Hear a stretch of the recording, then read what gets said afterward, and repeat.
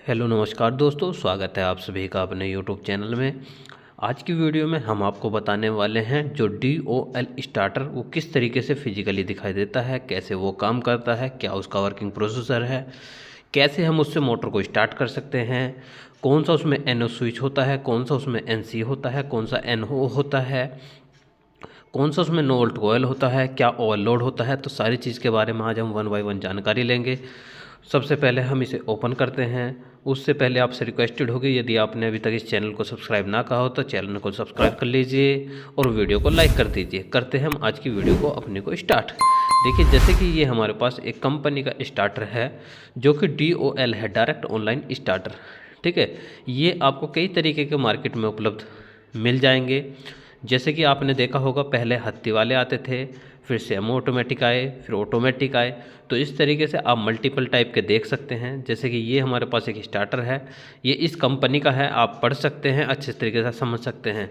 कहीं आपको लिखा हुआ मिल रहा है DOL, तो उसका मतलब होता है डायरेक्ट ऑनलाइन। ठीक, बहुत सी बार आपने देखा होगा कहीं लिखा मिला, किसी इंडस्ट्रियल एरिया में गए तो वहाँ आप जाते हो, देखते हो वहाँ लिख रहा है कहीं DOL स्टार्टर, तो आप सोचते हो कि कौन से टाइप का स्टार्टर है, तो वो होता है डायरेक्ट ऑनलाइन स्टार्टर। तो इसमें कोई दोहराई नहीं है। यदि आपको लगता हो कि वो स्टार्टर अलग होता है, देखो स्टार्टर 2 से 3 प्रकार के होते हैं। ठीक है, तो जैसे अब हम ये देखने वाले हैं, ये जो है हमारे पास इस कंपनी का है, जो कि आपका देखो, जो पहले स्टार्टर थे वे ज़्यादा लोड नहीं उठा सकते थे, वे मिनिमम 5 पावर तक की मोटर का ही लोड उठा सकते थे। आज के जो स्टार्टर है उसमें इतना बोनाफाइड कर दिया गया है, यानी कि इसमें एडवांस इतना वो बना दिया गया है सर्किट, कि आप इससे समरसेबल भी चला सकते हैं। लेकिन फिर भी इनके लिए जो बेस्ट होता है वो स्टार डेल्टा वाला होता है, क्योंकि यदि आपके मोटर से 6 तार आ रहे हैं तो उसमें स्टार डेल्टा अपने आप हो जाता है। देखिए, इसकी रेंज भी आप देख सकते हैं, 13 से 22 एम्पेयर तक का ये लोड उठा सकता है। यदि आपके समरसेबल के या मोटर के जो एम्पेयर है वे 13, 14, 15 यानी कि 20 तक है, तो आप इसे वर्किंग में ले सकते हैं और ये अच्छे तरीके से काम भी करेगा। ठीक है, तो सबसे पहले हम इसे ओपन कर लेते हैं। ओपन करने के बाद हम आपको दिखाते हैं कि इसमें क्या क्या चीज़ है, किस तरीके से ये वर्क कर रही है। तो सबसे पहले हम अच्छे से ओपन कर लेते हैं। यदि आप इस चैनल पर नए हो तो कृपया इस चैनल को सब्सक्राइब कर लीजिए और वीडियो को लाइक कर दीजिए। देखिए, जैसे कि ये ओपन हो चुका है। इसमें एक थर्मोकोल की सीट लगी होती है। ये सीट इसलिए होती है कि प्लंजर ऊपर नीचे ना लगे। अगर प्लंजर ऊपर नीचे लगता है तो उससे बहुत प्रॉब्लम हो सकती है, पॉइंट निकल सकते हैं, कुछ चीज़ टूट सकती है। तो इस चीज़ से बचाने के लिए इस प्लंजर के बीच में इसको लगाया जाता है। ये जो ऊपर देख रहे हैं आप, ये रिले है। ये जो आप देख रहे हैं ये रिले है। ठीक है, इसमें एक पॉइंट होता है जो कट जाता है। ये आपके पास 9 वोल्ट कोयल है, जो जैसे ही आप इसमें सप्लाई दोगे तो प्लंजर को आपस में ऊपर कनेक्ट कर देगा, यानी कि पॉइंट का जो कनेक्शन पास कर देगा। यानी कि आपने लाइन के तार लगाए और यहाँ मोटर के तार लगा लेते हैं, तो जैसे ही करंट पास हो जाता है तो ये काम करना शुरू कर देता है। इसमें एक कोयल का जो वायर होता है वो सीधा फेस से टच होता है, दूसरा घूम के आता है स्विच के माध्यम से। NO NC दोनों स्विच के माध्यम से वो घूम के आता है। किस तरीके से, वो आपको हम ब्लॉक डायग्राम, जैसे ही नेक्स्ट टाइम ब्लॉक डायग्राम बनाकर समझाएंगे पूरा वर्किंग प्रोसीजर, तो हर एक चीज़ हम उसमें और डीपली तरीके से आपको बता देंगे। आज तो सिर्फ हम आपको इसका एक ओवरव्यू दे रहे हैं कि आपको पता होना चाहिए कि ये देखिए L1, L2, L3, ये इसके 3 पॉइंट है जिसमें आपको सप्लाई लगानी है। जो आपके मेन सप्लाई आएगी, यानी कि तीनों फेज जो आएंगे वे यहाँ लगाने हैं। इन तीनों में आपको मोटर के वायरों को कनेक्ट कर देना है, यानी कि A B C मान लो या M1 M2 M3 मान लो। तो इस तरीके से यहाँ से आपको मोटर के वायर को जो है कनेक्ट कर देना है। उसके बाद ये आप जो देख पा रहे हैं ये इसका प्लंजर है, इसे हम ओपन कर लेते हैं। कभी कभी ये प्रॉब्लम होती है कि ये टच नहीं होता, यानी कि प्लंजर में आपने सप्लाई दी तो ये ऊपर कनेक्ट नहीं होता। तो उसमें 2 प्रॉब्लम हो सकती है, तो इसकी 9 वोल्ट कोयल ख़राब हो गई, यानी कि NOC 9 वोल्ट कोयल ख़राब हो जाती है, या इसका एक ऑक्सिलरी पॉइंट होता है जो कि करंट पास नहीं करता। कभी कभी ये जो पहले नंबर का पॉइंट है ये ऑक्सिलरी था, जिस पर हमने सबसे पहले में उंगली लगाई थी। ठीक है, और कभी ये आपकी कोयल ख़राब हो जाए तो ये क्या करना है, देखो इसमें साइड में जो दिखाई दे रहे हैं, इसे अंदर से प्रेस करना और इसे बाहर को निकाल लेना है और इसे भी अच्छे तरीके से साफ़ करना है। कभी कभी इसकी वजह से प्लंजर नहीं लगता तो इसे अच्छे तरीके से साफ़ कर देते हैं।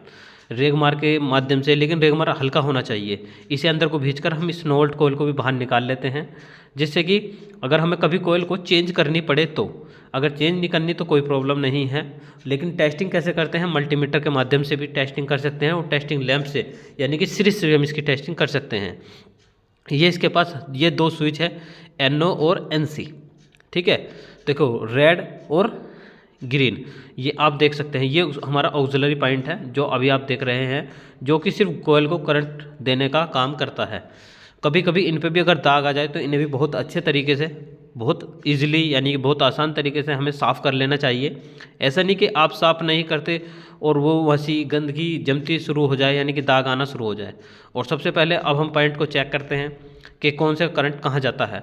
तो सबसे पहले हमने अपने डिजिटल मल्टीमीटर को कंटिन्यूटी पर सेलेक्ट कर लिया है, और जैसे ही हम इसे चेक करेंगे कि कौन सा NC है और कौन सा NO है। देखिए यदि अब नॉर्मल यहाँ से देखिए ये नॉर्मल क्लोज है, जिस पर हम डायरेक्ट वायर लगाते हैं और तुरंत ही वो कुछ ना कुछ रीडिंग दे दे। अगर हम इसे प्रेस करते हैं तो अब ये कुछ भी रीडिंग नहीं देगा और ना ही कोई साउंड देगा। देखिए अब इसने कोई रीडिंग नहीं दी, तो यानी कि नॉर्मल क्लोज था। जो नॉर्मल ओपन होगा तो जैसे ही हम उसे प्रेस करेंगे तो वो जब देखिए जैसे ये है, अब जैसे हमने लगाया अब ये ओपन है, अब जैसे ही हम इसे प्रेस करेंगे तो ये क्लोज हो जाएगा, यानी कि करंट को पास कर देगा। देखिए और एक बीप की साउंड भी देगा, जो कि आपको अभी इसमें नहीं दिखाई दे रही होगी, बाद में आपको दिख जाएगी कि किस तरीके की बीप की साउंड देता है। और फिर इसमें हम कनेक्शन को सेलेक्ट करते हैं कि L1 का कौन से सिरे पे जाएगा, M2 का कौन से सिरे से जाएगा, L3 का कौन से सिरे से जाएगा। सारी चीज़ हम 1 बाय 1 कर चेक करते हैं। और इससे देखिए रिले हमारी मोटर के जो एम्पेयर है मान लो 20 है, तो इस जो आप ये सफ़ेद सी रिले देख रहे हैं, तो इसे आप आगे करके सेलेक्ट कर सकते हैं कि हाँ इससे ज़्यादा अगर एम्पेयर है तो ये फिर ट्रिप हो जाएगी। पता लगा आपके मोटर का एम्पेयर 20 है और आपने 18 पे सेलेक्ट किया है, तो ये ट्रिप होती रहेगी, जैसे कि आपकी नॉर्मल MCB ट्रिप हो जाती है, जिसका नाम है MCB का नाम जो होता है मिनिएचर सर्किट ब्रेकर। जैसे वो ट्रिप हो जाती है, ये भी उसी की तरह ट्रिप हो जाएगी। अब यहाँ से हम सेलेक्ट करते हैं, जैसे कि आप देख पा रहे हैं L1 का L2 के साथ L3 का, इस तरीके से हम सबके कनेक्शन को सेलेक्ट करते हैं और जो भी है उसकी रीडिंग शो हो जाएगी। जैसे कि कर दिया है हमने, कंटिन्यू इसको सेट करते हैं कि कौन से का करंट कहाँ पास हो रहा है, L1 का L2 के साथ 3 के साथ, ठीक है। उससे क्या होता है कि ये अगर तरीके से काम नहीं कर रहा तो क्या प्रॉब्लम हो सकती है, इसमें ओवरलोड भी होती है।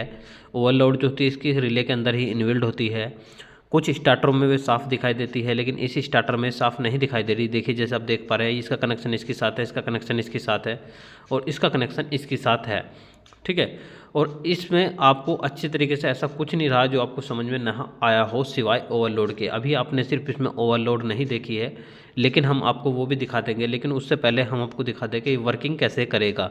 जैसे कि हम इसे 3 फेज़ की जगह अभी हम इसे सिंगल फेज़ पर आपको चलाकर दिखाते हैं।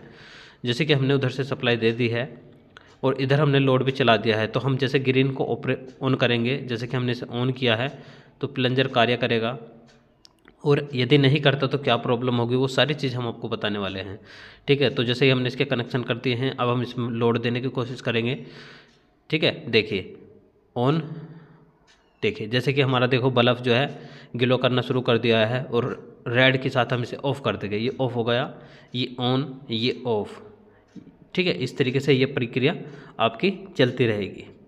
तो आज के लिए इतने ही रखते हैं, लेकिन हाँ उससे पहले आप इस चीज़ को डिजिटल मीटर के माध्यम से भी चेक कर सकते हैं।